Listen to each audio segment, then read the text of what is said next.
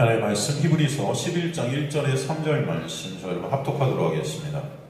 히브리서 11장입니다. 히브리서 11장 1절에서 3절 말씀 저 여러분 합독하도록 하겠습니다. 시작. 믿음은 바라는 것들의 실상이요 보이지 않는 것들의 증거니 선진들이 이로써 증거를 얻었느니라.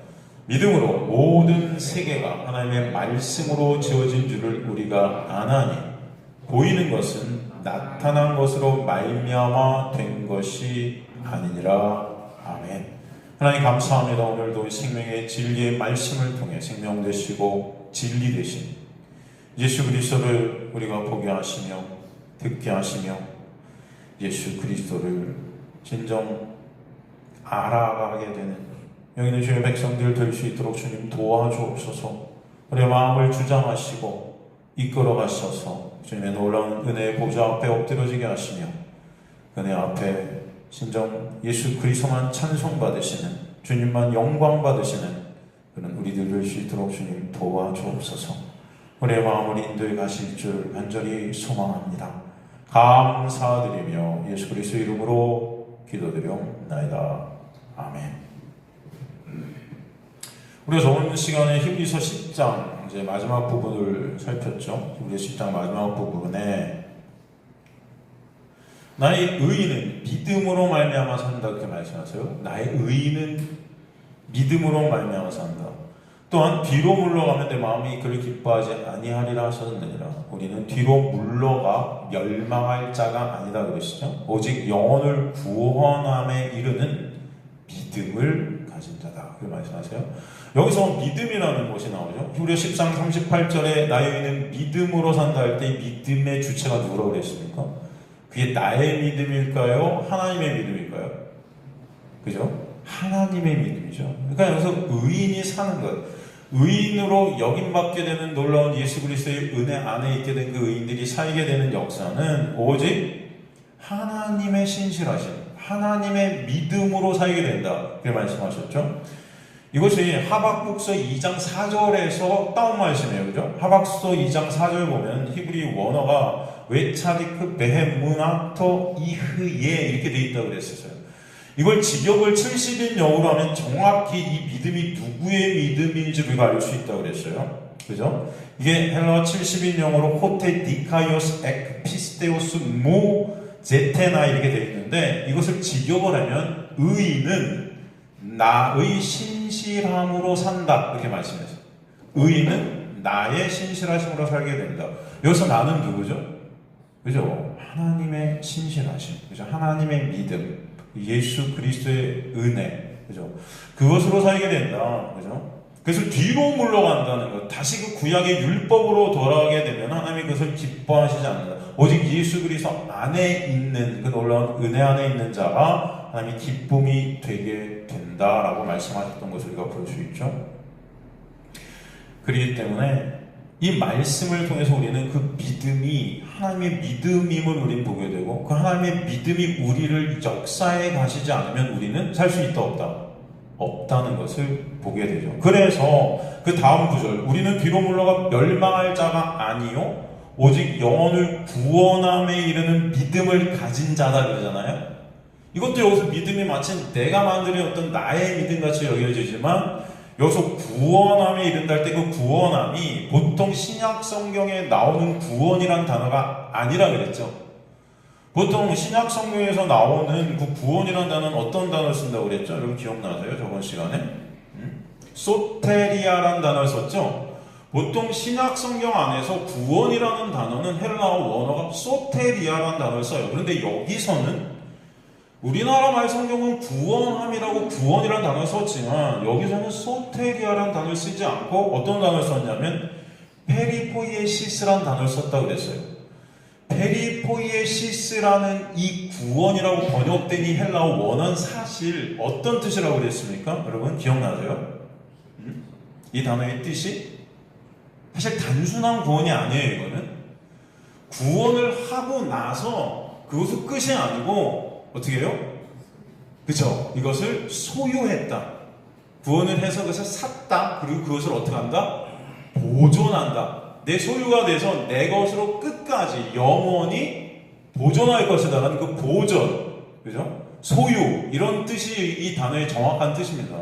그러니까 단순한 소테리아라는 죄에서 우리를 구원하셨다는 그런 구원이 아니라, 구원 이후에도 하나님께서는 하나님의 놀라운 은혜로 우리를 붙들고 역사해 가신다.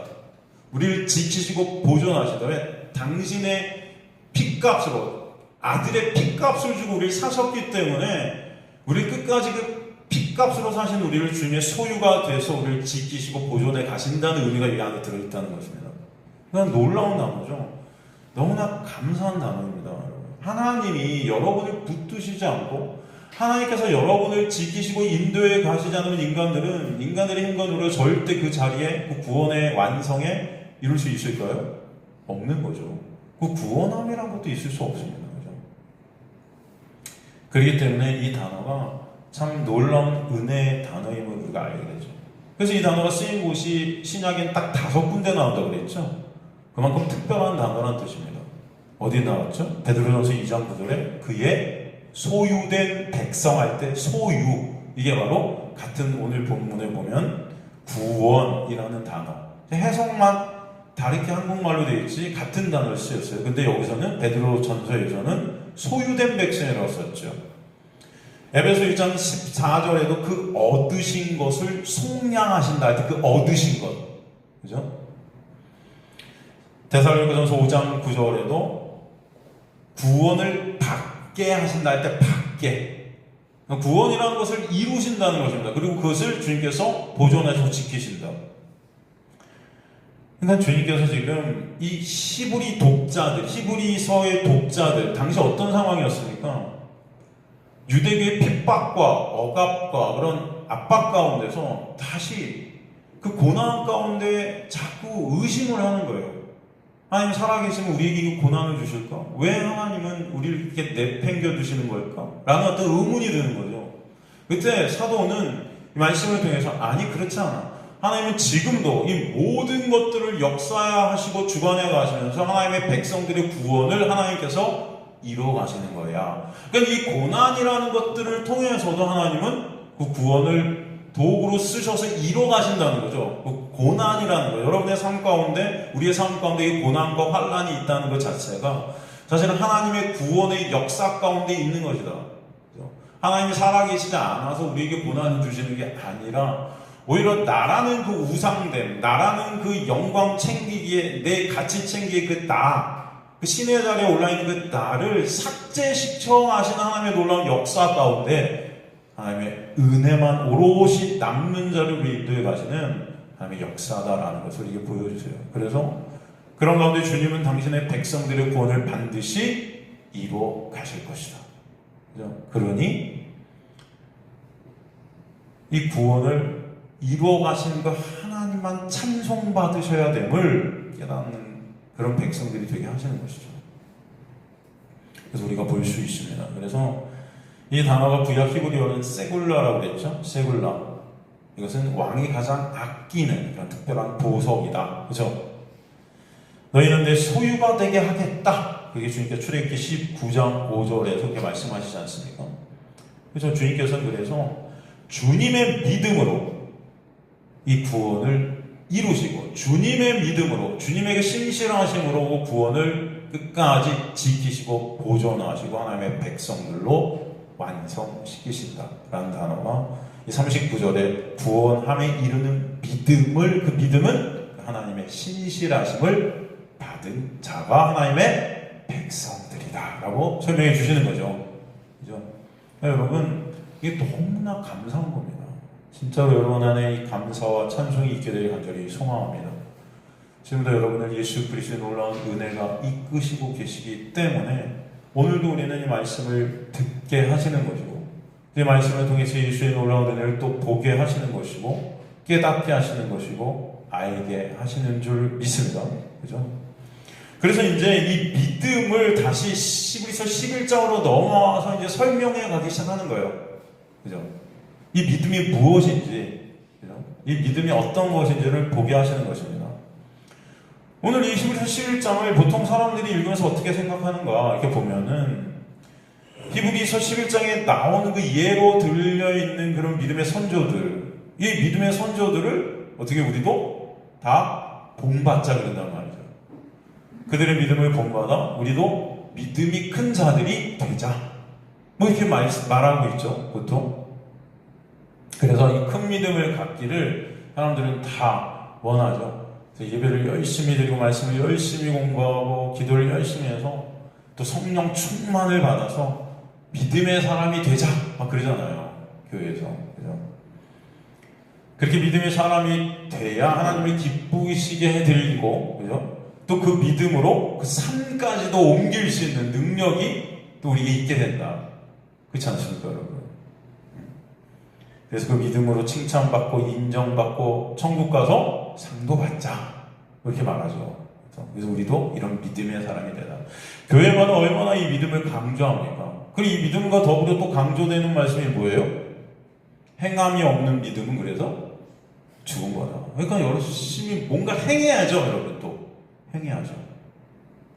그 행함이 없는 믿음은 가짜니까 그 행함으로 믿음을 어떻게 해요? 증명하기를 원하죠. 증명하기를 원하죠.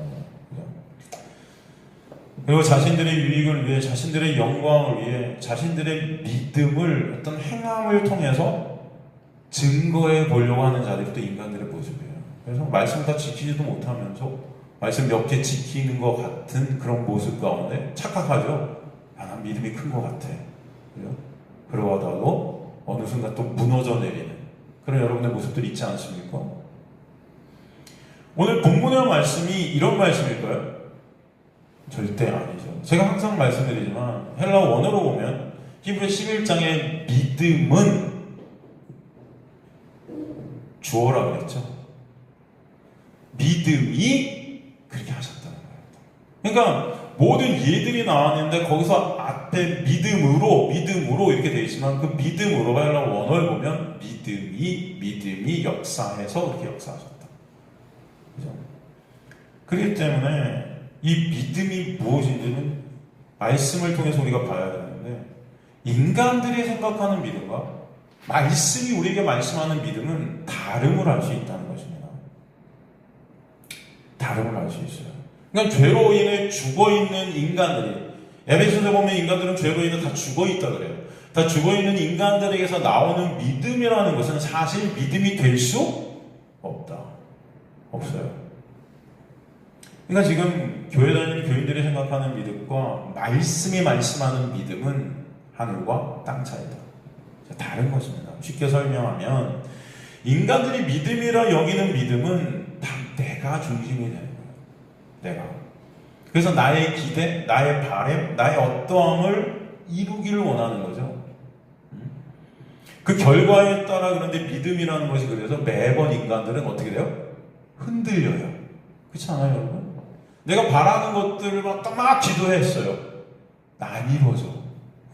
그럼 뭐라 그래요? 믿음이 부족하다. 믿음이 없다. 그러죠? 목사님, 전 이렇게 열심히 기도했는데 왜 이게 안 되는 거죠? 아직 믿음이 작아서 그래. 그죠? 다들 우리는 그래서 참, 내가 바라는 어떤 것들이 이루어지고 안 이루어지고가 우리 믿음을 결정해요. 내 믿음이 그거에 의해서 좌우되는 거예요, 여러분. 그죠? 그런 믿음을 성경은 말한 적이 없습니다. 그죠? 근데 우리는 교회에서 그걸 믿음이라고 여겨요. 다 나로부터 나오는 거예요. 그죠? 성경이 말씀하시는 믿음은 그래서 죄된 인간에게서 나오는 믿음이 아니에요. 이것은 창세기부터 요한계시록까지 말씀에 나오는 그 믿음들은 다 하나님의 신실하신 우리가 설명하는 믿음들이에요. 그 믿음이 아니면 안 되는 거죠. 그죠?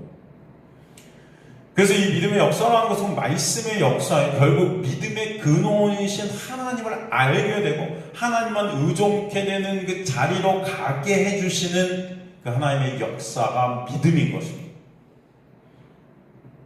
그래서 인간이 여기는 믿음은 내가 잘 되고 나의 유익과 영광을 위한 수단이 되지만 성경이 말씀하는 믿음은 믿으신 하나님과의 관계 안에서 오직 하나님만을 의존케 되는 자리로 가게 되는 거예요. 이해가 되시죠? 인간들이 믿는다는 그 믿음이 말씀이 우리에게 설명하는 믿음이 될 수 없는 것은 하나님과의 관계가 우리가 되지 않았기 때문이에요. 죄된 인간들이 진정 하나님과의 관계, 그 관계를 의라 그러잖아요. 그 의가 뭡니까? 디카이오스네, 의. 하나님은 하나님의 자리에서, 피종은 피종으로의 자리에서 서로의 의무를 다하는 걸 의라 그랬어요. 그죠? 그게 뭐죠? 하나님은 우리를 섬겨주세요. 우리에게 은혜를 매 순간 부어주시죠. 우리는 그 하나님의 은혜가 아니면 존재할 수 없다는 것을 깨닫게 되는 거죠.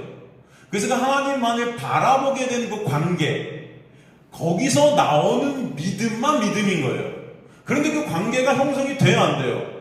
안 돼 있다. 그렇다면 거기서 인간들이 말하는 그 믿음이라는 건 절대 믿음이 아닌 거죠. 그건 가짜죠. 그러니까 예수께서 요한복음에 보면 그 기적들을, 표적들을 막 이렇게 사람들이 막 따라다녀요. 예수를 믿는다고 막 그렇게 표현도 해요. 근데 예수께서 뭐라고 해요? 나는 그들을 믿지 않는다 그러시죠? 왜? 그들이 어떤 자들인지를 내가 알미라 그러죠. 이 죄된 인간들은 믿음을 가질 수 있다, 없다? 없다는 것을 설명해 주시는 거예요. 그죠?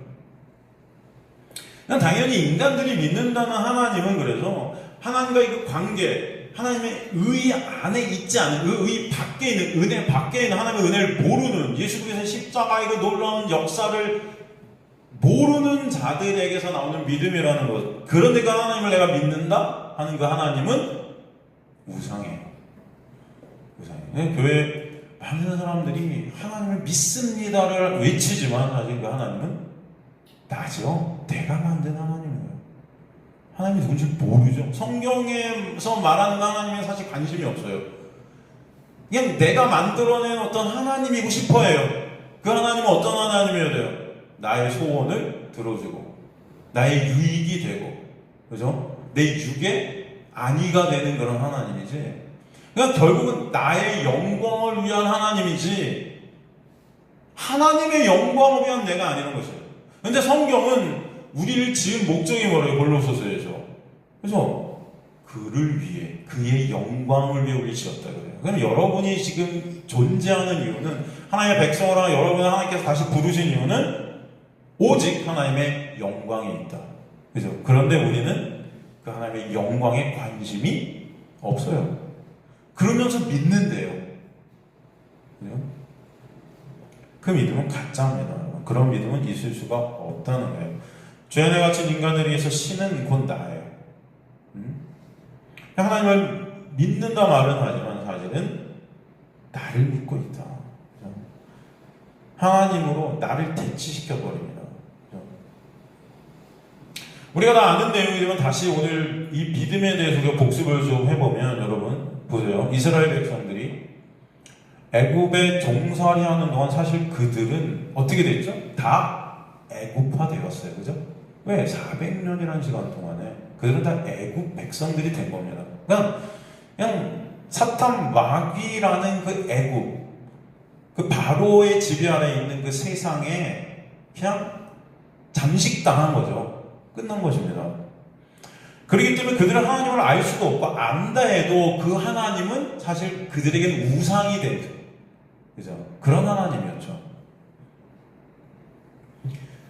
그런 그들을 하나님은 광야로 끌어내세요. 그러면 하나님께서 그런 그들을 광야로 끌어내셔서 무엇을 단행하신 것입니까? 네?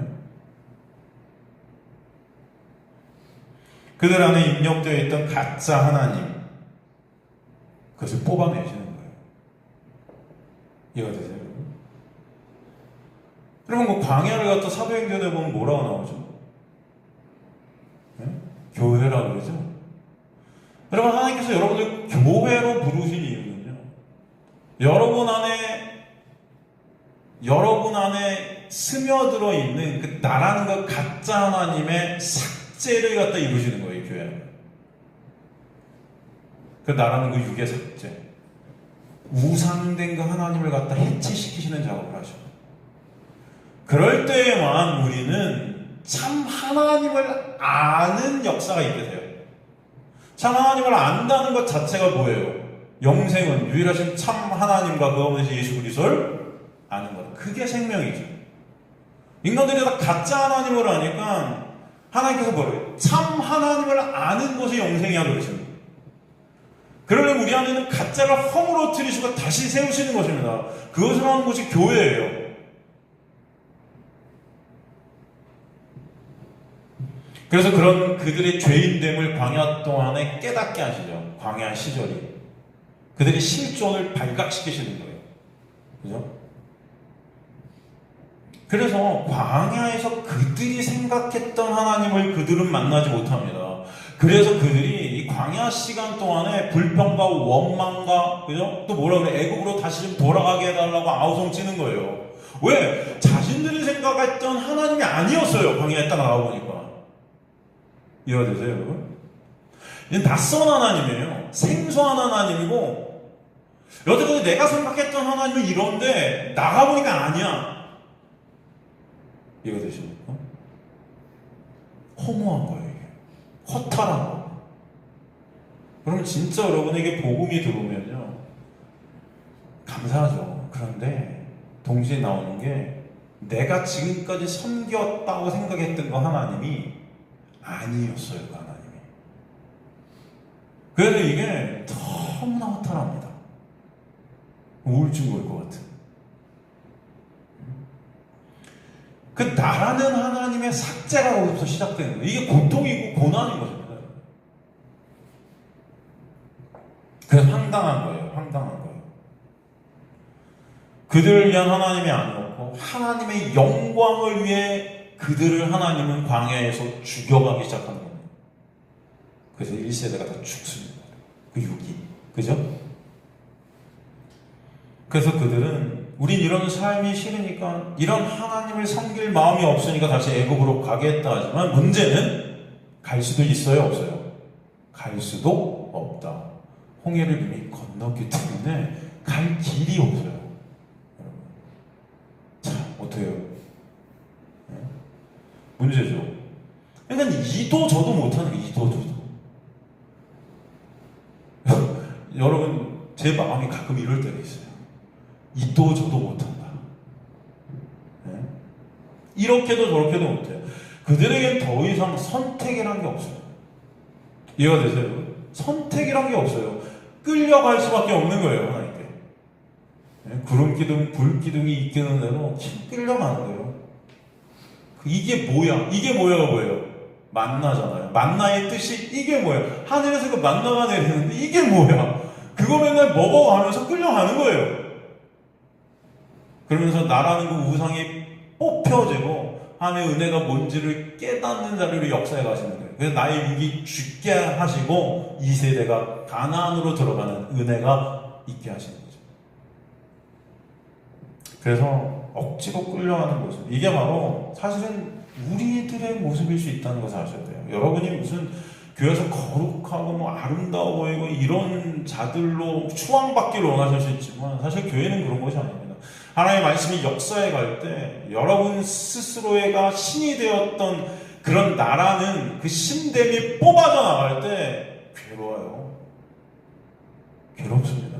아파요. 그래서 앙앙대는 거예요. 여러분 벳세메스로 끌려가는 그 언약궤 싣고 들어간 두 암소 눈물 뚝뚝 떨어뜨리며 새끼 떨어뜨리고 그죠? 그 언약궤가 끌고 가니까 아픈 거예요.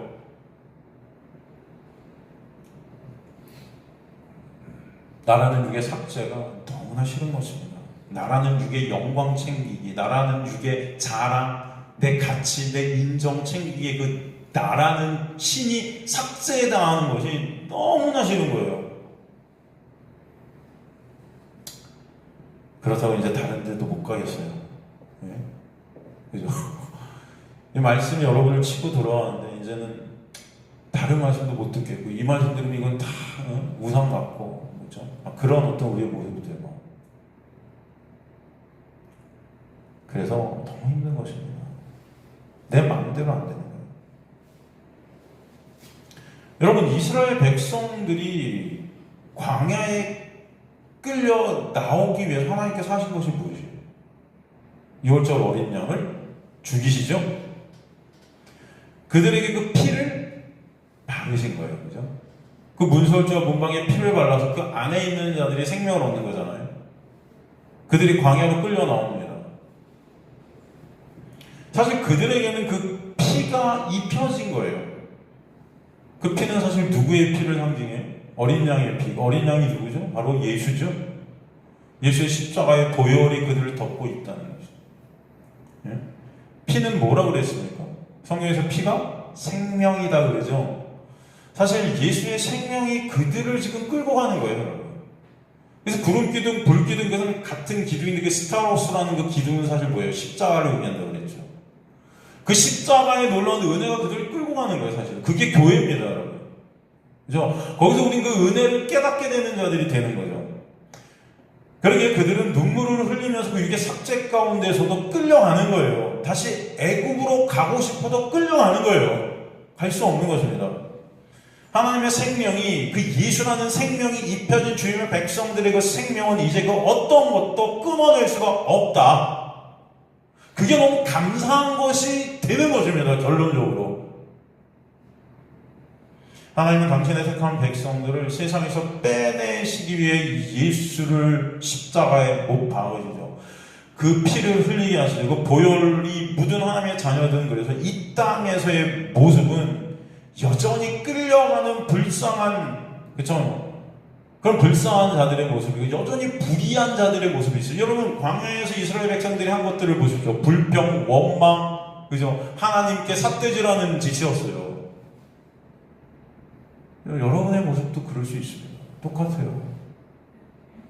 하나님 택하신 백성들은 하나님의 택하신 백성들이 원하는 자리로 가게 하나님이 안 하신다니까요. 그러니 거기서 나오는 게 뭐예요? 원망이고 불평이겠죠. 인간은 자동적으로 내가 원하는 내 육이 원하는 것을 이루고 가질 때 좋아해요. 근데 하나님께서는 그것이 목적이 되지 않으세요. 하나님의 목적은 그런 나라는 육에서 여러분을 끌어내시는 거예요. 내가 세상이거든요. 내가 이 세상이거든요. 그 세상에서 출애굽시키시는 거예요.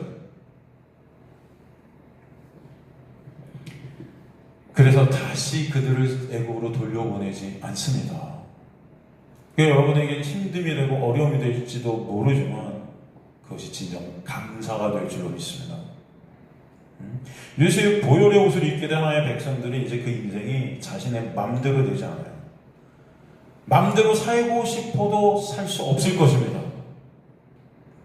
그래서 하나님의 자녀들이 그들의 모습이나 그들의 의지, 노력도 그들의 어떤 것 무관하게 하나님께서 이루신 그 구원에 감사가 될 수밖에 없어요. 나의 어떠함도 그 구원에 보탬이 될 수 없지만 나의 어떠함으로도 그 구원이 취소될 수 없다는 그 구원의 온전함과 완전함 때문에 우리는 감사가 나올 수밖에 없어요. 이것을 진짜 깨닫게 하시는 하나님의 놀라운 은혜가 여러분에게 있기를 간절히 소망합니다. 이 하나님의 백성들이에요. 이스라엘의 광야 40년은 그래서 인간들의 죄된 실존이 낱낱이 드러났던 시간이었습니다. 이 40년은 사실 하나님의 백성들의 인생 여정을 우리에게 뜻하는 거죠. 여러분의 삶도 똑같은 거죠.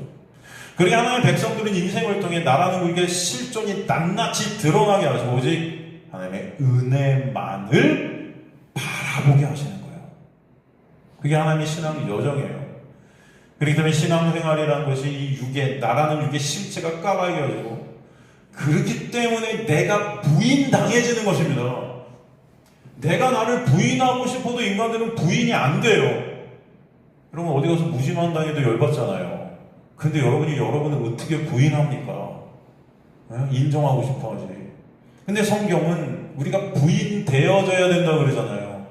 그죠? 이것은 하나님의 놀라운 은혜가 아니면 절대 되지 않는 역사예요. 그래서 하나님은 말씀의 일하심 가운데 나의 실체가 드러나고 까발려질 때 그런 내가 부인당하게끔 역사해 가세요. 나에게서 나오는 것이 죄뿐인 그런 나의 모습을 보게 되면 여러분 어떻게 하겠어요? 인정이 되시겠어요? 안 되는 거예요. 오직 인정은 누구만 될까요, 그럼? 예수만 되는 거예요. 근데 인간들은 율법을 통해서 나의 의의를 쌓고 그 의의로 나를 꽁꽁 싸매서 그런 내가 굉장히 의인인 줄 알아요. 나의 실존을 못 봐요, 오히려. 나의 어떤 행함들, 몇 개 좋은 거 하나 행해놓고 그것이 마치 나인 것 같이 착각해요. 그런 우리의 모습들이 있어요, 없어요? 있잖아요. 하나님의 역사는 성령께서 여러분 안에 오셔서 말씀을 통해 이 말씀의 빛이 여러분을 관통케 하시고 그러나 나의 실존이 드러나고 깨달아지고 까발겨지는 놀라운 은혜 가운데 오직 누구만 예수만 인정케 되는 거예요. 그런 자들이 하나님의 택한 백성인 것입니다.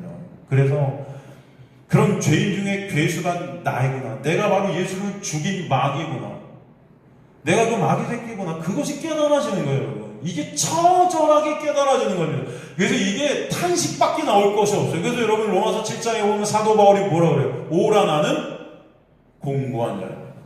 이게 탄식이거든요. 이게 외침이에요, 여러분. 얼마나 이게 힘들었으면 사도 바울이 그 사역 가운데 자기 의로 자기를 꽁꽁 싸매고 있는 자신의 모습이 더 날로 그런 자신의 실존이 말씀 앞에 그 빛 앞에 계속 터져 나오니까 너무나 힘든 겁니다. 오라 나는 공고합니다. 그런데 거기서 끝이 아니야. 하나님의 백성들은 그 공고함 가운데 예수 그리스도의 놀라운 은혜 앞으로 나가게 하시는 거죠.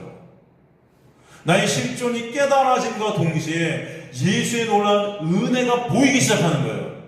그 은혜가 아니면 나는 죽음이구나, 그것을 깨닫게 하시는 거예요. 그래서 사도 바울이 오라 나는 공고합니다. 그 다음에 바로 뭐가 나와요? 감사하리로다가 나오는 거예요. 공고한데 감사한 거예요. 아픈데 감사해요. 탄식이 나오는데 감사해요. 그래서 인간이 이 실존이 모를 때는 여러분 진정한 감사가 나올 수가 없습니다. 인간은 내 실존이 진짜 까발겨지지 않으면 감사가 도출될 수가 없어요. 여러분, 감사하는 것은 여러분이 감사하겠다고 감사되는 게 아니에요.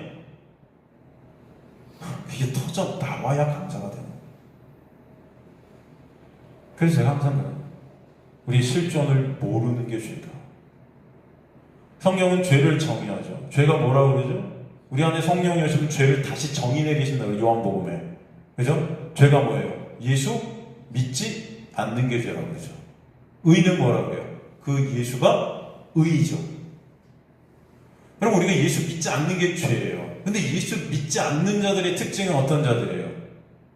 나의 실존을 몰라요. 여기서 믿음이라는 것은 나의 믿음이 아니에요. 그래서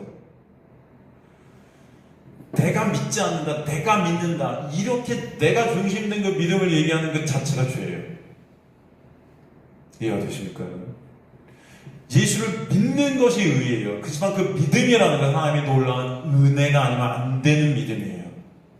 그 자들은 어떤 자들, 그 은혜로 나의 실존이 까발겨진 자들이에요. 나의 어떠함으로도 예수를 믿을 수 없음이 깨달아지는 자예요. 그 자가 오직 예수를 바라보게 됩니다. 그래서 나의 실존을 모르는 자체가 죄예요. 신앙생활은 말씀을 통해 성령의 역사 가운데 나의 실존을 깨닫는 과정이고, 그와 동시에 하나님의 놀라운 은혜, 그 은혜의 본질인 예수를 알아가는 여정이다. 그 두 가지 여정을 하나님의 택한 백성들은 살게 하시는 게 있다는 겁니다. 하나님은 아브라함을 끌고 가시면서 그의 실존과 그런 그를 구원해내신 그 놀라운 하나님의 은혜를 보게 하시는 것입니다.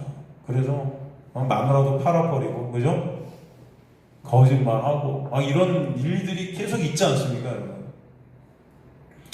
히브리서 11장의 믿음장으로 하나님의 그 은혜, 믿음이 죄된 하나님의 백성들을 끌고 가셔서 하나님의 거룩한 백성들로 만드시는 그 놀라운 은혜를 설명해 주시는 말씀들이지, 그들의 믿음을 내 믿음으로 본받아서 내가 그들같이 거장이 되자, 그런 것이 아니에요, 여러분.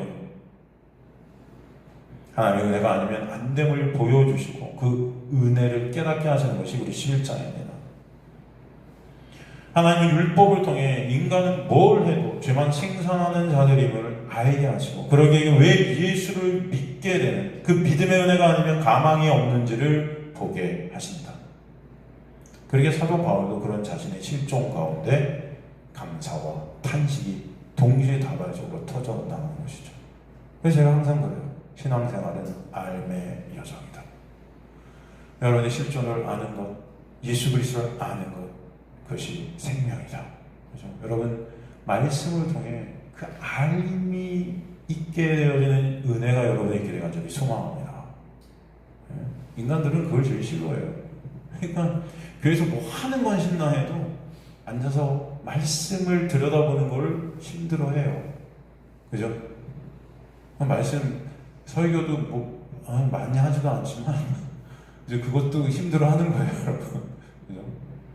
설교 내용도 성경이 아니에요, 그죠? 다 어디서 예화 끌어다가 얘기하다 끝나는 그런 모습들이 많은 거죠. 왜냐면 인간들이 안 들어요. 관심이 없어요, 예수께 사실은. 관심이 없어요. 그 알매의 사례로 하나님의 믿음이 당신의 백성들을 끌고 가셔야 된다는 것을 알게 돼요. 저는 저 여러분의 그 은혜가 있게 되게 간절히 소망합니다. 하나님의 백성들은 이 알림이 목적이 되게 하세요. 그 암 가운데 하나님께 영광이 올려지게 되는 그 삶이 이유가 되게 하세요. 제때 우리들은 절대 예수님을 믿을 수 없습니다. 그러기에 십자가의 은혜로 우리에게 누가 오셔서, 성령이 오셔서 믿음을 어떻게 해주신다? 선물로 주신다. 그러죠. 그 믿음은 선물이다. 그렇죠? 에베소서에. 그죠?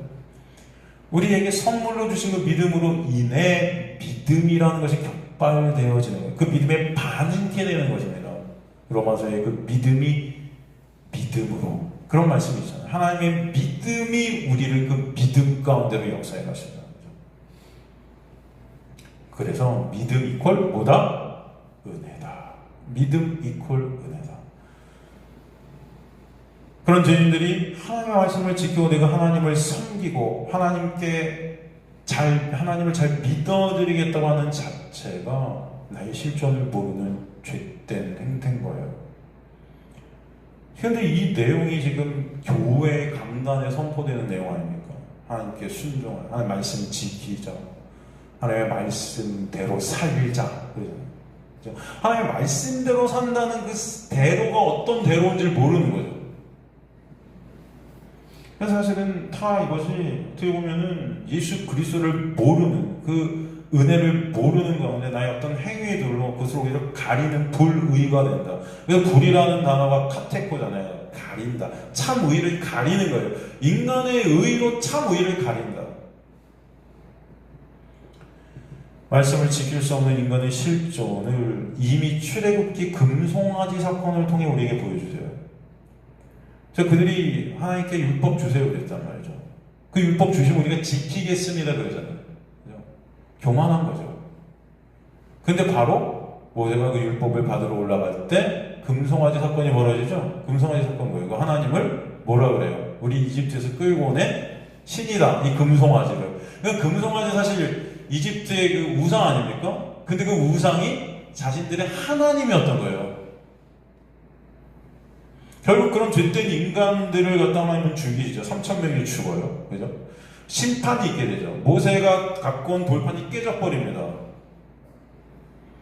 하나님은 그런 인간들은 죽어야 될 인간들, 율법을 지킬 수 없는 인간들, 그래서 심판받아야 될 인간들임을 보여주죠. 그래서 결국 그런 죄된 인간들이 살 길은 예수 그리스도의 십자가에 올라온 은혜 역사밖에 없다. 그 십자가를 통해 우리 안에 누가 오셔야 살게 된다?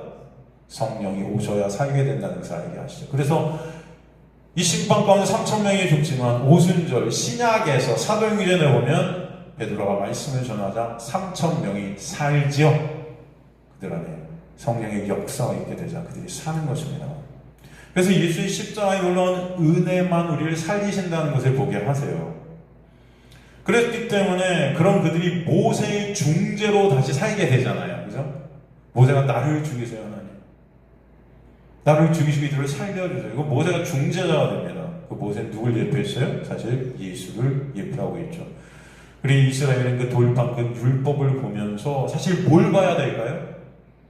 그 율법 돌판을 갖다 보면서 뭘 봐야 될까요? 이 율법, 이 돌판에 적혀있는 율법을 지킬 수 없는 우리의 실존과 그런 인간인 내가 살고 있으니 모세의 중재로 살고 있는 거죠. 그 모세는 누굴 대표했다? 예수 그리스도의 은혜로 내가 살고 있구나를 보게 되는 거죠. 그런데도 예수님 당시 바리새인들, 유대인들은 여전히 그 율법을 지켜서 그 위로 하나님 앞에 당당히 설 수 있다고 착각했죠. 그 위로 하나님 앞에 설 수 있다 착각하고 있는 그들에게 그래서 예수는 뭐라고 욕을 하세요? 이 독사의 새끼들아. 사탄 마귀 새끼라고 해요. 그리고 지금도 말씀을 지키자, 말씀에 순종해야 한다, 말씀을 따라 살자, 말씀대로 살아야 한다, 아브라함을 본받고 이 믿음의 거장들을 본받자는 그 설교라는 것은 사실은 뭐예요? 하나님의 은혜를 모르는, 그죠? 다 마귀 새끼들인 우리 모습인 것입니다. 될 수가 없는 거예요. 율법을 주신 목적을 모르는 것입니다. 율법은 지키라고 주신 게 아니에요. 율법을 통해 우리의 실존을 보게 하시려고 주신 거예요. 그죠? 율법을 통해 실존이 보여져야 우리는 누구만을 바라봐요? 예수를 바라보게 되어 있기 때문에. 그래서 율법은 몽학선생이라고 그러죠. 몽학선생이 우리를 어디로 끌고 가요? 예수께로 끌고 간다 그러는 거예요. 율법이. 그걸 지키려고 주신 게 아니고 우리를 예수께로 끌고 가는 도구인 것입니다. 율법은. 로마 3장 19절 20절 보면 율법을 주신 세 가지 이유를 정확히 우리에게 설명하시죠. 그죠? 첫 번째, 우리에게 할 말이 없게 하시려고 율법을 주셨다. 할 말이 없게 하시려고. 한번 가볼까요? 로마서 3장 19절. 여러분, 이건 우리가 수없이 봤지만 그래서 중요한 말씀이니까 한번 다시 보겠습니다. 로마서 3장 19절 20절 보면은 우리가 알거든요. 모든 율법이 원하는 율법 아래 있는 자들에게 말하는 것이 있는 모든 입을 어떻게 한다? 막고 모든 입을 막아버려요. 율법이 할 말이 없게 만들어요. 이해가 되세요, 여러분? 주님 앞에 우리는 아무 말도 할 수 없는 자들이 되게 하시는 거예요. 아무 말도 할 수 없는 자들이라는 것이 어떤 의미예요? 주님의 주권에 이제 모든 것들을 다 일인케 되는 것입니다. 주님이 어떻게 우리를 끌고 가든 할 말이 없는 거예요. 그죠? 이 모습이 어떤 모습이에요? 예수님 앞에 무릎 꿇은 가늠한 여인 아닙니까? 그 가늠한 여인 아무 말도 못하죠.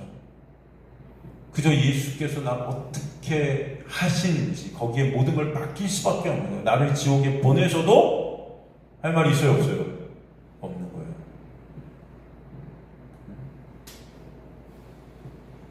두 번째, 세상이 하나님의 심판 아래 있게 하기 위해서 율법을 주셨어요. 뭐라고요? 온 세상으로 하나님의 심판 아래 있게 하려 합니다. 그러니까 이 세상이 심판받아 마땅한 것을 알게 하시기 위해 율법을 주셨다. 세 번째, 결론적으로 뭐라고 그러죠? 그러므로 율법의 행위로 그의 앞에 의롭다 하심을 얻을 육체가 있다, 없다? 없다. 율법을 지키든 율법을 못 지키든 하나님 앞에 그 율법으로는 의롭다함을 얻을 수 있다, 생명이 될 수 있다, 구원이 될 수 있다? 없다. 그것을 깨닫게 하는 거죠. 율법으로 그래서 그 죄를 깨닫는 목적으로 주셨다. 여러분, 율법을 통해서 우리는 이 세 가지를 잊으면 안 돼요. 하나님 앞에서 찍소리 못하고 뭐래도 죽을 죄인임을 깨닫게 하셔서 누구를 바라보도록? 예수를 바라보도록 하시는 게 율법의 목적이다. 그러니 하나님 말씀에 순종하겠으면, 하나님 말씀을 지키겠으면, 하나님 말씀대로 살겠습니다가 나오면 안 되는 거죠, 사실은. 그래서 율법의 목적이 맞지 않는 고백이 되는 거예요. 그럼 하나님의 놀라운 은혜가 임해서 율법의 목적에 맞게끔 우리 인도에 가시면 우리 안에서 터져 나오게 되는 고백은 뭘까요? 바로 제가 죄인입니다. 뭐래도 저는 지옥에 떨어져야 맞는 자입니다. 주님의 그 긍휼하심을 베풀어 주시지 않으면 나는 없음입니다. 주님의 결정만을 기다릴 수밖에 없는 자가 저입니다. 그죠? 그런데 주님의 놀라운 은혜는 우리 대신 예수를 죽이셨다는 것을 깨닫게 하셔서 그 가운데 은혜와 찬송이 있게 하시는 거예요. 오직 예수 때문에 내가 살고 있음을 깨닫게 하시는 거예요. 오직 예수의 은혜가 아니면 나는 없음임을 알게 하시는 것입니다. 그래서 오직 예수만 바라보게 하시는 거예요. 근데 말씀을 통해 율법을 통해 나의 의를 쌓고 그 의로 죄된 실존을 못 보게 되면 참 의이신 예수의 십자가에 관심도 없는 자들이 우리가 되는 것이에요. 노아 때의 인간들의 모습이나 지금의 인간들의 모습이 사실 똑같아요. 여러분, 노아가 시작됐을 때 어떤 단어로 시작됐다고 그랬어요? 하나님의 은혜가 노아에게 임했다로 노아의 얘기가 시작이 돼요. 그죠? 하나님의 은혜가 노아한테 임하니까 한 것이 무엇입니까, 노아가? 인간들의 눈에 볼 땐 미친 짓이라고 그랬죠. 인간들의 눈에 볼 땐 멍청하고 바보 같은, 그죠? 그런 짓을 해요. 산 위에다가 방주를 120년 동안 져요. 미친 거죠. 비도 안 오는데. 여러분, 그 방주는 누구를 상징해요? 예수. 예수 거기에 방주세요. 그죠? 노아는 그 예수 짓는 일을 평생 한 거예요. 사람들은 미친 거라고 해요. 사람들은 예수한테 관심이 없습니다. 여러분, 지금도.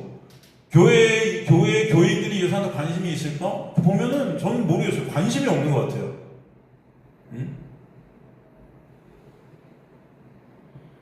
근데 그 방주를 평생 짓는 노아는 그래서 미친놈으로 살아요.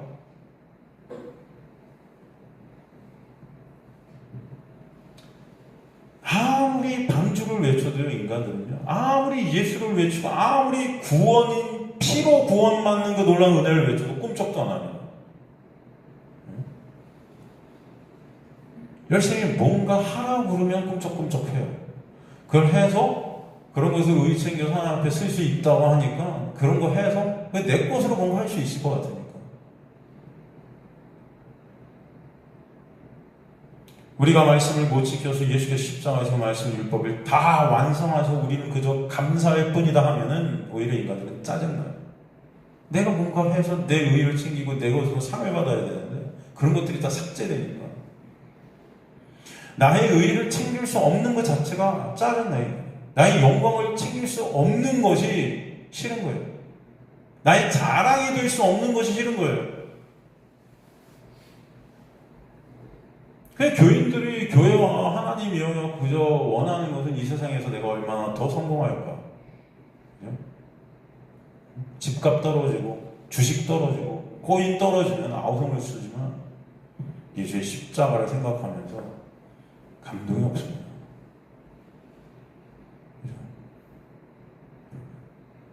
이 세상 것으로 우리는 아우성치고 있지만 예수 그리스도의 십자가를 아는 것에는 아우성칠 수가 없는 자들이에요. 여러분이 어디의 모습입니까? 예수는 가치가 없어졌어요. 그죠? 여러분의 가치는 그 예수를 이용해서 여러분이 얻고자 하는 어떤 것들이에요. 여러분의 가치되게 만드는 돈, 명예, 권력.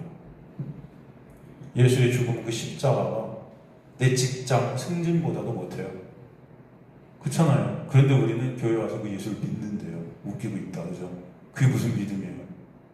그런 믿음이 어디 있습니까?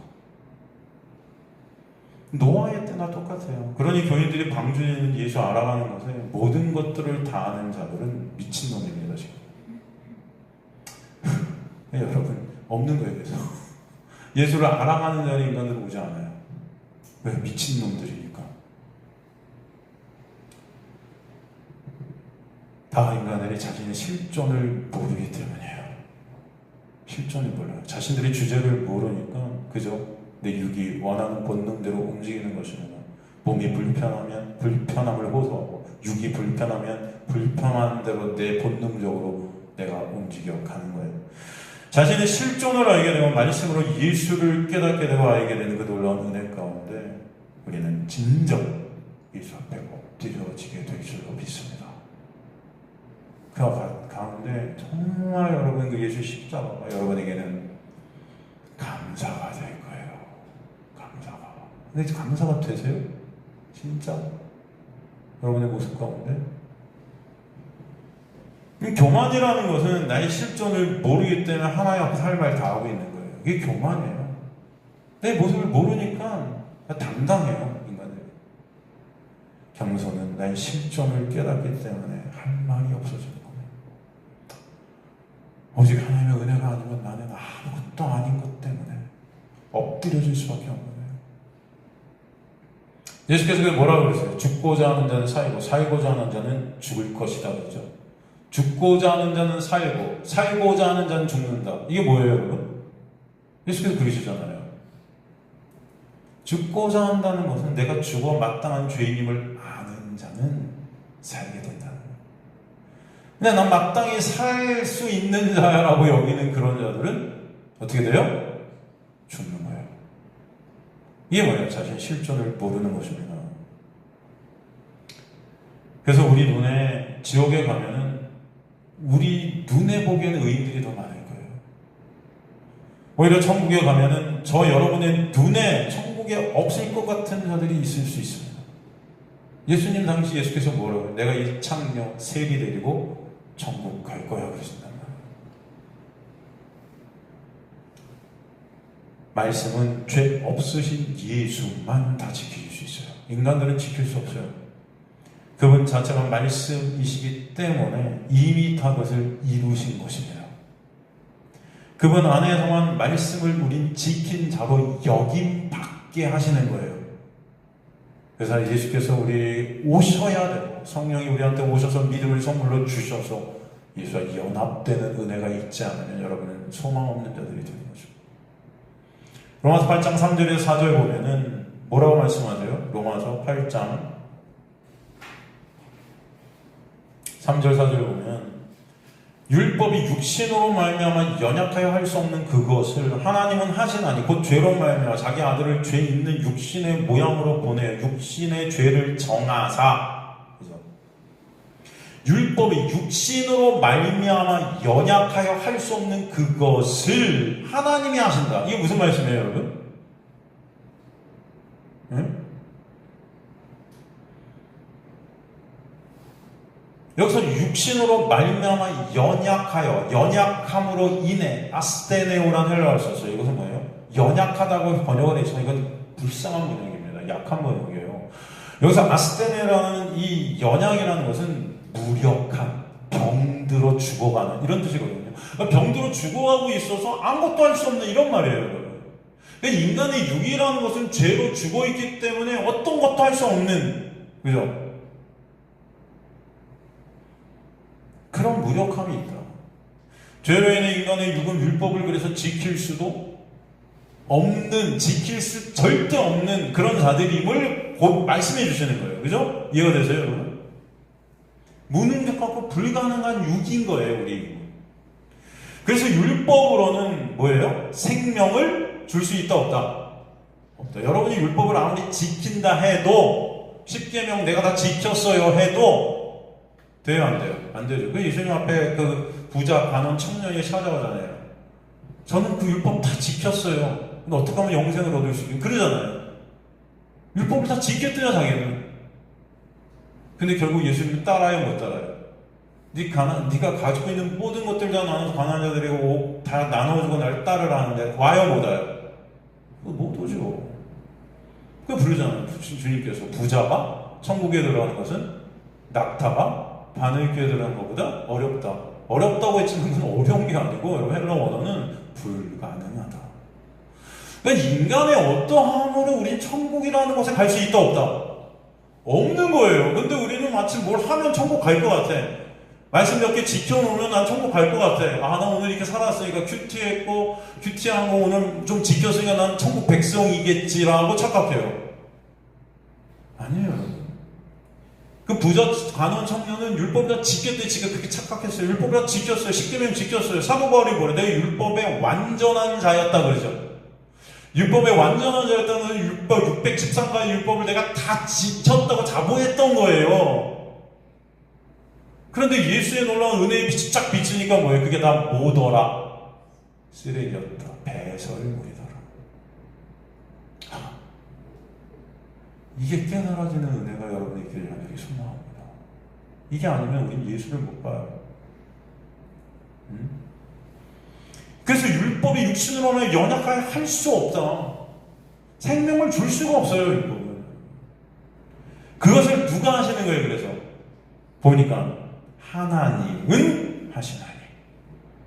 어떤 방식으로 하세요? 그 다음에 나오죠. 죄로 말미암아 자기 아들을 죄 있는 육신의 모양으로 보내어 그 육신의 죄를 정해버리서 정하였다. 헬라어로 정했다는 어떤 뜻이에요?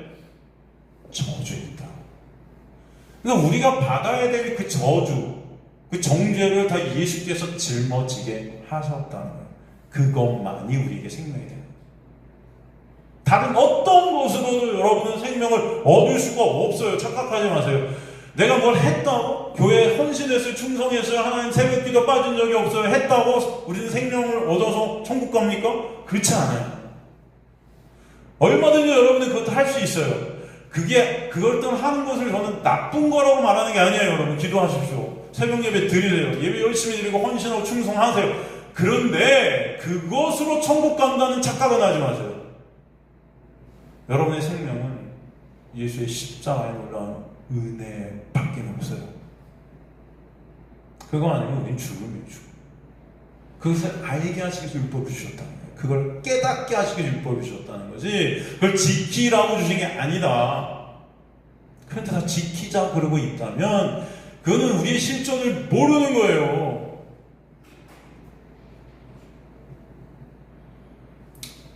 율법의 목적은 그러게 인간의 무능력함과 불가능함을 깨닫게 한다. 나는 안 되는군요, 주님. 저는 그래서 오라 공고한 자입니다. 원하는 선은 행치 못하고 원치 않는 악만 행하는 그런 자가 저입니다라는 고백이 있게 하시는 거예요. 그래서 자기 아들을 죄 있는 육신의 모양으로 보내서 육신의 죄를 정하심으로 정하사 카타크리노 저주하셔서, 바로 이 뜻은 예수께서 속죄제물, 희생제물, 화목제물, 힐라스테리온이 되게 하셨다. 화목제물이란 힐라스테리온 뭐예요? 히브리서 우리가 공부했을 때 본 시은좌, 은혜의 보좌, 저 언약궤 위에 뿌렸던 그 피, 그 안에 있는 인간들의 죄들 것을 가리시고 덮으신 은혜가 아니면 인간들은 구원은 없다라는 것을 설명하십니다. 그러니까 전적인 구원이라는 것은 우리 예수께서 홀로 이루시는 것이지 인간이 거기에 1% 어떤 것도 보탤 수가 없다는 것을 설명해 주시는 거죠. 근데도 우리는 교회에서 마치 내가 어떤 구원에 동참을 하고 그 구원을 내가 마치 보태는 것처럼, 그래서 인간들의 의의를 자꾸 챙기려고 하는 우리의 모습들이 계속 터져 나오는 거예요, 여러분.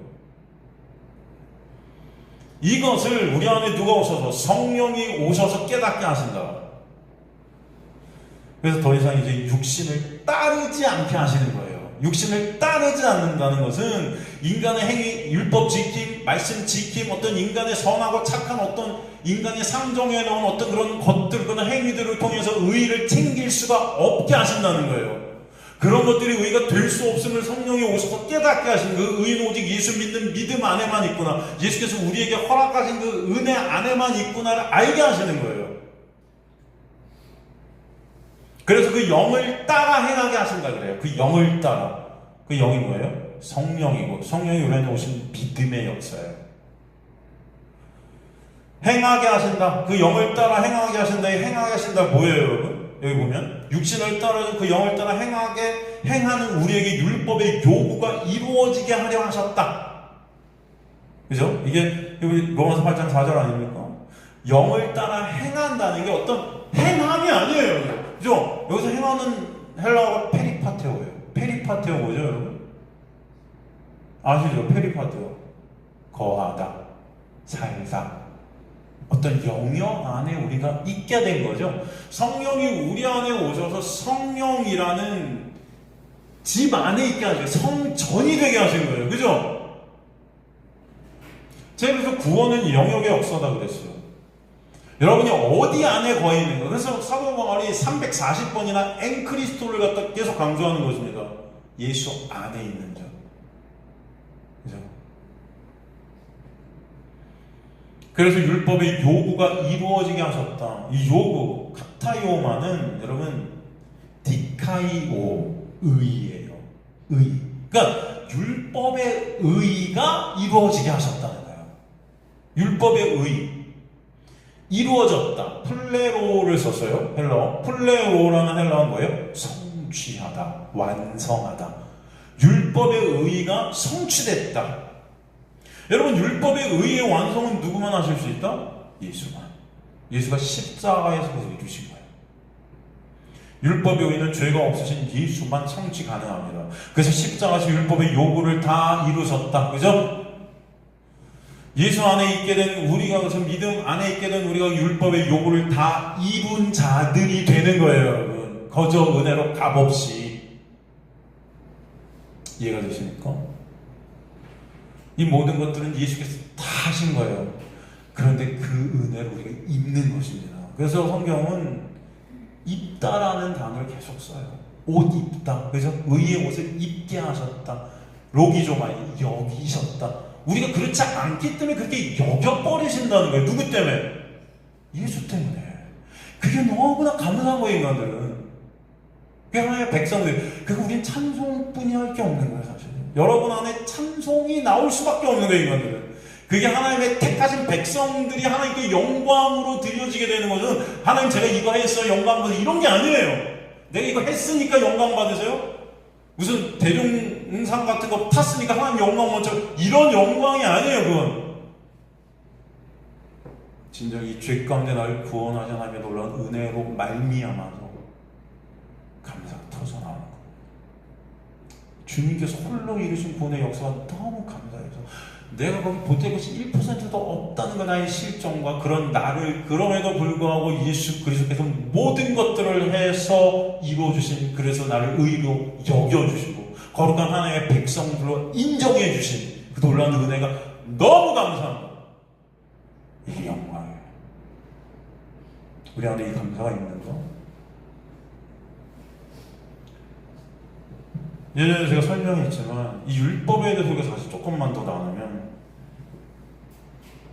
율법은 사실 하나님의 마음을 우리에게 보여주시기 위해서 그 뜻과 언약, 그 진리를 당신의 백성들에게 전달해 주시기 위해서 하나님께서는 문자화 시키신 것입니다. 시간이 벌써 21분입니다. 여러분 10분만 더 하고 끝내겠습니다. 10분 참으세요. 10분 하고 끝내겠습니다. 그때 당시 사실 하나님이 사용하시고자 하는 그 문자를 갖고 있던 것이 어디냐? 문자를 갖고 있었던 것이 어디냐면은 애굽이었어요. 애굽. 이 애굽은 그 당시 문자를 체계화해서 갖고 있었습니다. 상형 문자죠. 사실 이스라엘 백성들의 종살이라는 것은 물론 하나님의 구속의 은혜를 보여주시기 위한 도구지만, 그 언약의 이루심을 보여주시기 위함이지만, 이 말씀을 주시기 위함도 됐어요. 그러니까 이스라엘 백성들이 애굽에 종살이 시키신 것은 한편에는 하나님의 말씀을 그들에게 주시기 위함이에요, 사실은. 물론 그 전체로 보면 하나님의 구원의 역사죠. 구원의 섭리죠. 그죠? 되게 중요합니다. 그죠? 애굽이라는 곳으로 들어가서 애굽의 문자를 통해 하나님은 이 하늘의 것, 그 진리를 당신의 백성들의 마음에 새겨지게 하시는 역사, 이렇게 하시는 거거든요.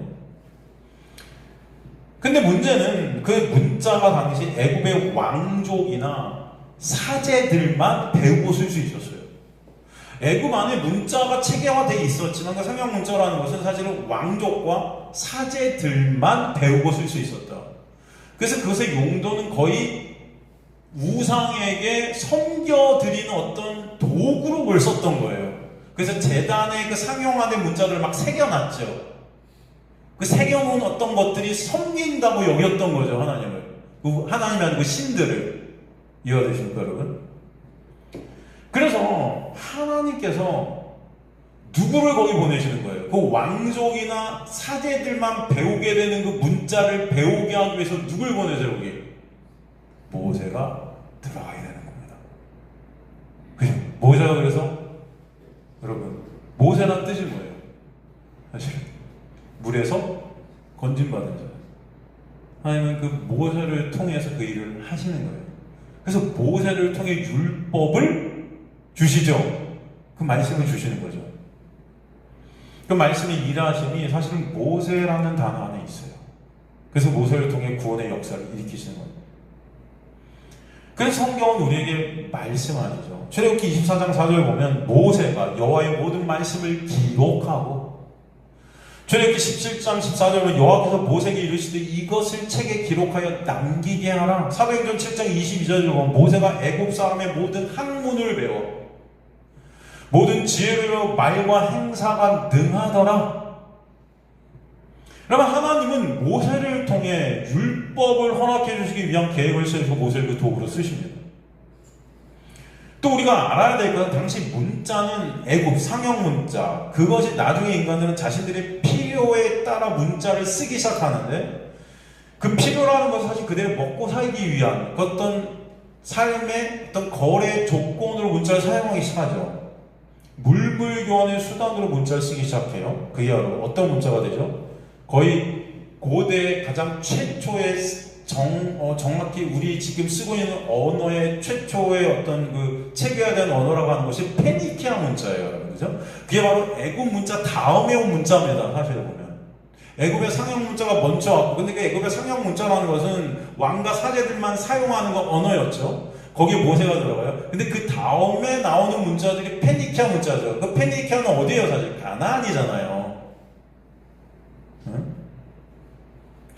가나안의 문자. 지금의 문자화들의 시초입니다, 여러분. 페니키아 문자는 당시 농토가 부족해서 해상 무역이 생존 수단이 될 때 상인들이 물건의 종류, 수량, 가격, 거래 상대를 갖다 빠르게 정확히 기록하기 위해서 썼던 수단들이 문자가 된 거예요. 이게 문자의 혁명이라죠. 사실 이 문자의 시작은 그래서 거래를 위한 도구였다. 그것을 알 수 있어요. 이것이 중요하죠. 정리하면 애굽의 상형 문자도 거래를 위한 도구였고 페니키아 문자도 거래를 위한 도구였어요. 애굽의 상형 문자는 신상, 제2왕권에 관한 문자였지만 그것은 우상을 섬기기 위한 도구였다.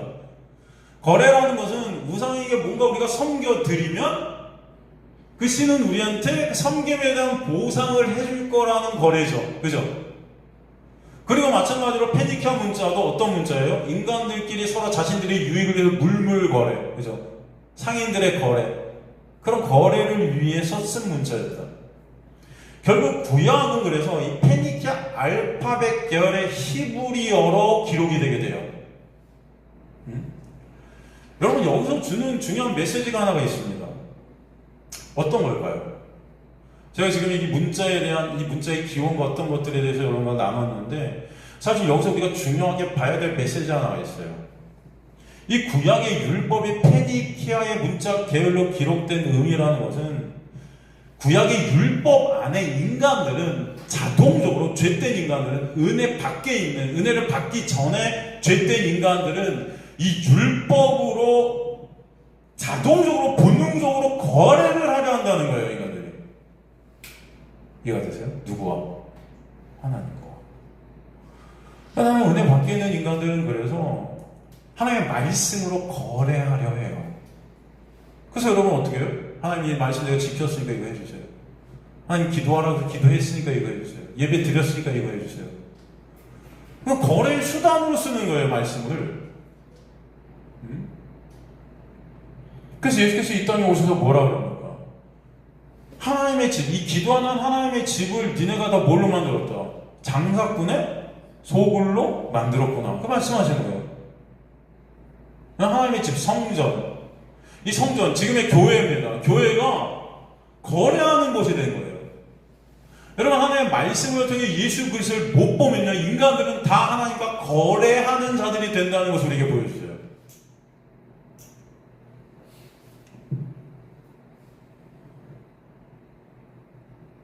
여러분, 인간들은요, 하나님을 다 섬겨드리겠다 그래요. 그래서 하나님 말씀을 지켜드리겠습니다. 섬겨드리겠습니다. 순종해드리겠습니다. 교회도 지금 우리들이 그런 말 하잖아요. 하나님을 섬기겠다 그러잖아요. 그 자체가 뭡니까? 왜 섬겨요, 하나님을? 여러분의 마음 깊은 곳에는 그 섬김 가운데 받으려는 어떤 보상들이 있는 거예요. 그리고 없습니까? 내가 하나님께 이렇게 했으니까 하나님 이렇게 해주시겠지 라는 그런 게 조금 1%도 없어요, 여러분? 저는 없는데요? 없음 말고요. 없어요? 있어요. 그 기도해요. 기대한단 말이에요. 그래서 하나님 하나님께서 이 모세에게, 여러분, 모세는요 사실은 그 가운데 들어가고 이 말씀을 새기는 일들을 했어요. 어디에 새겼을까요? 응? 제단에 새기는 일을 했겠죠. 이것이 섬김이구나, 이게 신에게 섬겨드리는 어떤 것이구나를 깨달았던 거죠. 거기서, 애굽에서. 그런데 신기한 거는 이 모세를 갖다 하나님이 불러내죠.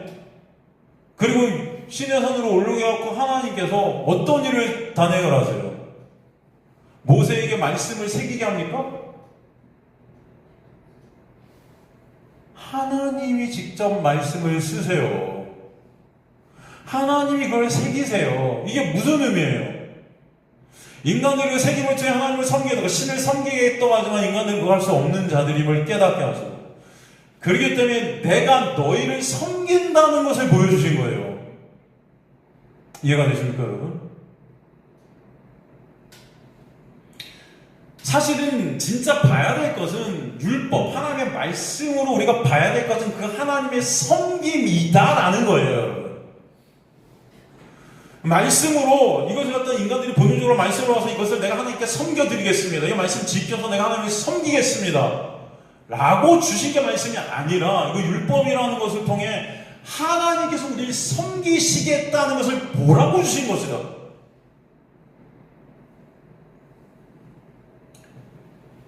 그 섬김의 자리가 어디였습니까? 십자가. 그래서 진정 율법이 우리에게 오게 돼서 성령께서 역사하셔서 율법을 통해 보게 되는 것은 예수 그리스도의 그 은혜예요. 그 섬김이 아니면 우리 죽을 수밖에 없구나. 그게 율법을 통해 누굴 본다? 예수를 보게 되는 하나님의 은혜의 역사인 것입니다, 여러분. 하나님이 그것을 이미 모세한테 적어주실 때부터 그것을 알게 하시는 거예요. 말씀이라는 것은 니네가 나를 섬기라고 준 게 아니야. 이 말씀 지켜서 나를 섬기라고 준 그런 말씀이 아니라 내가 너희를 섬기려고 준 거야. 어디서? 십자가에서. 그래서 말씀을 통해 우리는 예수 그리스도를 보게 되는 것이 하나님의 놀라운 은혜입니다. 그 말씀의 섬김이, 예수 그리스도의 놀라운 은혜가 여러분 깨달아질 때 여러분 하나님의 영광들이 되는 거예요. 그렇잖아요. 우리는 하나님의 영광을 내 것으로 다 도둑질하는 자들, 하나님과 거래하는 자들, 말씀으로 자신이 하나님을 섬길 수 없는 실존임이 깨달아요. 그러게 하나님의 섬기심이 아니면 나는 존재할 수 없는 그 섬기심의 은혜를 깨닫게 되는 역사가 믿음인 거예요.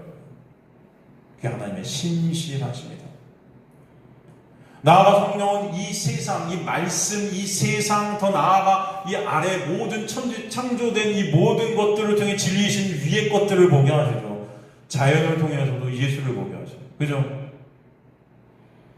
꽃이 피고 지고 씨방이 열려 열매가 맺힌 모든 섭리를 통해서 예수의 십자가와 부활을 보게 하시죠. 신랑과 신부를 통해서, 가정을 통해서, 부모와 자식의 관계를 통해서 우리는 누굴 보게 돼요? 하나님의 은혜가 아니면 안 되는 우리의 실존들을 보게 하시는 거예요.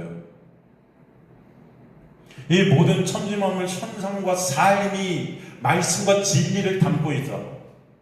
하나님의 택한 백성들은 결국 말씀으로 예수를 바라본과 동시에 나아가 여러분의 삶 전체가 예수로 투영되어지게 됩니다.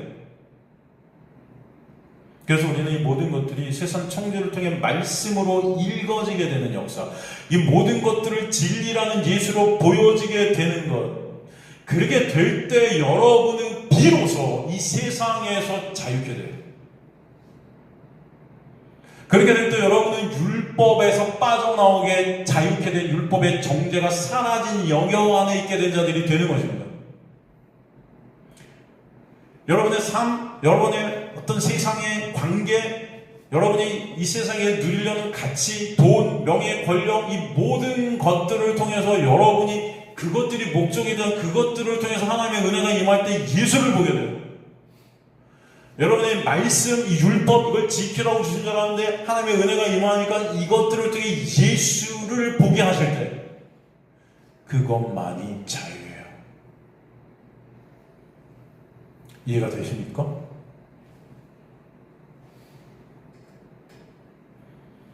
모든 것들을 예수를 보게 되면 그 나머지 것들은 의미가 없어요. 그 예수를 못 보죠? 그럼 여전히 돈을 위해 여러분은 예수를 이용해 먹게 돼요. 여러분의 삶의 유익, 내 어떤 육의 어떤 것들을 이용하여 거래하게 돼요. 하나님의 말씀으로 예수를 못 보죠? 이 말씀은 수고하고 무거운 짐이 되어서 끝까지 여러분을 죽여요. 여러분은 정죄 안에서 죽어가는 겁니다. 자유가 없어요. 이해가 되세요? 그래서 로마서에 보면 오직 예수 그리스도 안에 있는 자에게는 뭐가 없다? 결코 정죄함이 없나니. 누구 안에만 없다? 예수 안에만. 세상에서 자유케 되는 놀라운 은혜. 그래서 여러분, 세상이 이제 여러분을 감당할 수 없게 되는 거예요. 세상과 무관한 자들이 되는 역사. 세상에서 빼내는 역사예요. 그 자들이 자유한 것입니다. 예수 그리스도의 놀라운 은혜는 여러분을 세상에서 빼내지는 나에게 삭제. 그 자유가 여러분의 삶 가운데 반드시 있게 하세요. 그걸 믿음의 역사라고 그래요. 그런데 이 진리를 발견 못하면 세상에 우리는 갇혀 그저 지옥을 살게 되는 것입니다. 교회도 지옥이 되는 거예요, 여러분. 자기 의의들로 결국 교회들이 싸움 나는 거예요. 내가 이렇게 했으니까 내 하나님, 다 자기 하나님이라고 싸우는 거예요, 여러분. 지옥 같아지죠. 율법에 매여, 율법에 눌려, 그 두려움 가운데 나의 어떤 행함으로 의의를 써고 그것으로 힘을 가지려고 그 힘으로 상대방을 찌르고 꺾고 밟는 전쟁과 같은 삶이 여러분의 종교 생활이 되는 거죠. 그 교회가 얼마나 많이 싸웁니까 지금도? 다 싸우는 사람들이 어떤 자들이에요? 초신자들이 싸워요? 새로 나온 새신자들이 싸워요? 아니요. 교회 제일 오래 다니는 사람들이 싸워요. 그죠? 기득권자들이 싸워요. 장로, 권사.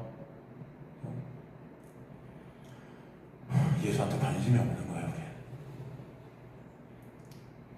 수고하고 무거운 짐이 되어 나를 질식시키는 지옥의 삶을 살고 있는 거예요. 그리고 죽어가는 거예요. 전 저와 여러분이 진정 예수 그리스도의 놀라운 은혜를 말씀을 통해 보게 되고 깨닫게 되고 여러분의 인생을 통해 알게 되어서 진정 이 자유 가운데 안식이 있는 자들 되기를 간절히 소망합니다. 그게 안식이에요. 다른 게 아니에요. 여러분. 예수 안에 있는 것이 평화고 평강이고 안식이에요. 그래서 예수가 에이레네 샬롬이신 것입니다. 예수만 그게 돼요. 다른 어떤 것을 여러분 안식을 누릴 수가 없어요. 가짜입니다. 가짜. 성령이 우리 안에 오셔서 율법으로, 말씀으로, 세상으로 진리이신 예수를 보도록 역사해 주시고 그 율법에 나라는 세상에서 빠져나와 계시는 역사. 그럴 때 여러분의 가치 쌓기, 여러분의 영광 쌓기의 그 짐을 여러분은 내려놓게 돼요. 그것이 자유예요. 그 율법을 통해 참 우리가 진리신 예수를 알게 되는 그 은혜가 여러분 안에 있게 하시는 분이 성령이세요. 성령이 오시면 무슨 불바다라 해갖고 뭐 장풍 날리고 이런 게 아니에요. 말씀과 나의 실존을 알게 되고 예수를 알게 하신다. 그 은혜가 여러분에 있게 되기를 간절히 소망합니다. 다음 시간에 계속해서 히브리서 나가도록 하겠습니다.